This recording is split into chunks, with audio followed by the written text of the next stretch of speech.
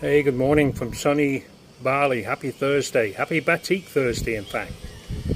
Yeah, we're now about a week, a little more than a week since the G20 summit that was held here in Bali.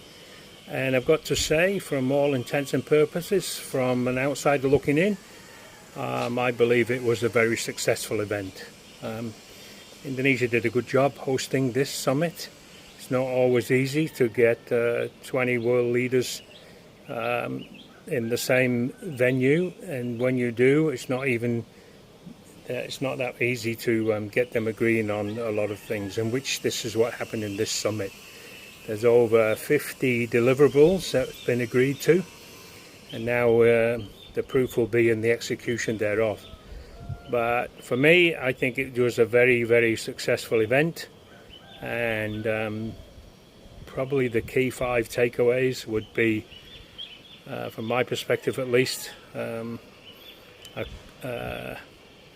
global condemning of Russia's aggression in Ukraine, which is always good to see. The US and China on better footing, at least having at the same table, having the same discussion, so that's always a good sign.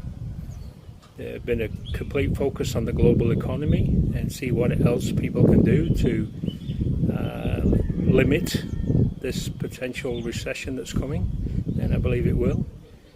Food security, which is a very interesting one. Again, some of that was triggered by the Russian aggression in Ukraine and closing of the supply lines of wheat, but it opened up again due to the Turkey agreement, so I think calmer heads will prevail in that one.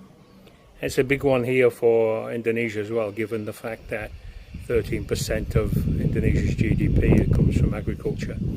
That will be the topic of a separate blog. Can't do it justice here in 1 minute because of all the various middlemen and activities. A couple of players doing a good job in that regard to help out the farmers, Tani Hub and Sayurbox in particular. And the last one I'm taking away is climate change, which actually should be top of the agenda. Climate change, without that, then, everything else doesn't matter. It's very important for us to get to that limit, 1.5 degrees global warming.